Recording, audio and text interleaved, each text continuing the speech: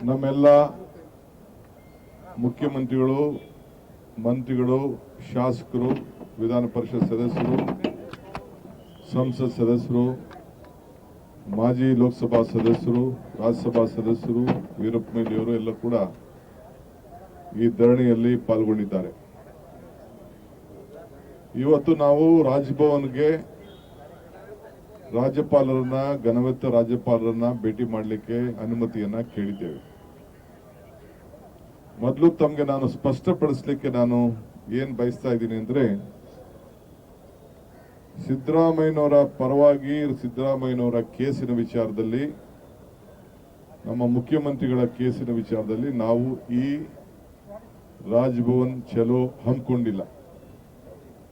ಈಗಾಗಲೇ ಆ ವಿಚಾರ ನ್ಯಾಯಾಲಯದಲ್ಲಿದೆ, ನ್ಯಾಯಾಲಯದಲ್ಲಿ ಚರ್ಚೆ ಆಗ್ತಾ ಇದೆ.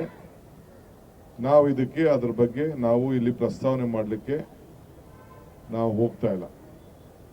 ಏನು ಅವರು ನಮಗೆ ಸ್ಯಾಂಕ್ಷನ್ ಕೊಟ್ಟಿದ್ದಾರೆ ನಮ್ಮ ವಿರುದ್ಧ, ಅದರ ಬಗ್ಗೆ ಈಗಾಗಲೇ ನಾವು ನ್ಯಾಯಾಲಯದಲ್ಲಿ ಹೋರಾಟವನ್ನು ನಾವು ಮಾಡ್ತಾ ಇದ್ದೇವೆ. ಇವತ್ತು ಏನು ಈ ರಾಜಭವನ್ ಚಲೋ ಇದೆ, ಇದು ಗವರ್ನರ್ ಆಫೀಸು ಒಂದು ಪಕ್ಷದ ಕಚೇರಿಯಾಗಿ ಪರಿವರ್ತನೆ ಆಗಬಾರ್ದು. ಇದೊಂದು ಸಂವಿಧಾನದ ಪೀಠ. ಸಂವಿಧಾನ ಒಂದು ಎಲ್ಲರೂ ಕೂಡ ನ್ಯಾಯಬದ್ಧವಾಗಿ ನಡಿಬೇಕು ಅಂತ ಹೇಳಿ ಗವರ್ನರ್ ಸ್ಥಾನವನ್ನ, ಗವರ್ನರ್ ಕುರ್ಚಿಯನ್ನ, ಗವರ್ನರ್ ಕಚೇರಿಯನ್ನ ಸ್ಥಾಪನೆ ಮಾಡಿದೆ. ಅದರನ್ನ ತಾವು ಕಾಪಾಡಬೇಕು ಅನ್ನೋ ದೃಷ್ಟಿಯಿಂದ ಈ ಸಂದರ್ಭದಲ್ಲಿ ನಾವು ಡಿಮ್ಯಾಂಡ್ ಮಾಡಲಿಕ್ಕೆ ನಾವೆಲ್ಲ ಇಲ್ಲಿ ಸೇರಿದ್ದೇವೆ. ಸರ್ಕಾರ ಅನೇಕ ಅವರಿಗೆ ಅಡ್ವೈಸ್ ಅನ್ನ ಕೊಡ್ತದೆ. ಆ ವಿಚಾರದಲ್ಲೂ ಕೂಡ ಅವರು ಸರ್ಕಾರದ ಪ್ರತಿನಿಧಿಯಾಗಿ ಕೆಲಸ ಮಾಡಬೇಕೇ ಹೊರತು ಒಂದು ಪಕ್ಷದ ಪ್ರತಿನಿಧಿಯಾಗಿ ಕೆಲಸ ಮಾಡಬಾರ್ದು ಅನ್ನೋದು ನಮ್ಮೆಲ್ಲರ, ಇಡೀ ದೇಶದ ಜನತೆಯ ಆಶಯ. ಏಕೆಂದ್ರೆ ಅದು ಒಂದು ಸಂವಿಧಾನಬದ್ಧವಾಗಿ ನಿಮಗೆ ಸಿಕ್ಕಿರುವಂತ ಒಂದು ಅವಕಾಶ. ಈಗಾಗಲೇ ಕೇಂದ್ರ ಸರ್ಕಾರ ಮಂತ್ರಿಗಳಾಗಿದ್ದಂತ, ಮಾಜಿ ಮುಖ್ಯಮಂತ್ರಿ ಆಗಿದ್ದಂತ ಕುಮಾರಸ್ವಾಮಿ ಅವರ ಮೇಲೆ ಬಹಳ ಹಿಂದೆನೆ ಅವರು ಅರ್ಜಿಯನ್ನ ಇದನ್ನ ಕಳಿಸ್ಕೊಟ್ಟಿದ್ದಾರೆ. SIT ಅವರು ಕಳಿಸ್ಕೊಟ್ಟಿದ್ದಾರೆ, ಲೋಕಾಯುಕ್ತ ಅವರು ಕಳಿಸ್ಕೊಟ್ಟಿದ್ದಾರೆ.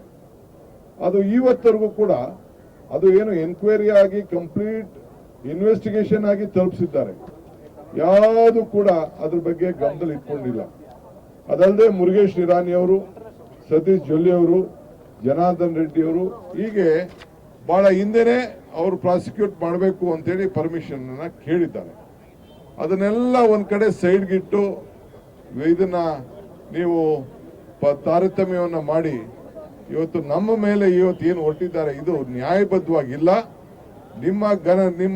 ನಿಮ್ಮ ರಾಜ್ಯಪಾಲರ ಏನು ಗೌರವ ಇದೆ, ಅದಕ್ಕೆ ಗೌರವನ ಕೊಟ್ಟು ನೀವು ಈ ಸಂದರ್ಭದಲ್ಲಿ ಮೊದಲು ಇನ್ವೆಸ್ಟಿಗೇಷನ್ ಆಗಿರುವಂತ ಕೇಸ್ಗಳಿಗೆ ಈಗ ಯಾವ ರೀತಿ ತರಾತುರಿಯಿಂದ ನೀವು ಪ್ರಾಸಿಕ್ಯೂಷನ್ ಕೊಟ್ಟಿದ್ದೀರಿ, ಕಾನೂನು ಬದ್ಧವಾಗಿ ನೀವು ಕೊಡಬೇಕು ಅಂತ ಹೇಳಿ ಒತ್ತಾಯ ಮಾಡಲಿಕ್ಕೆ ಇವತ್ತು ನಾವೆಲ್ಲ ಹೊರಟಿದ್ದೇವೆ.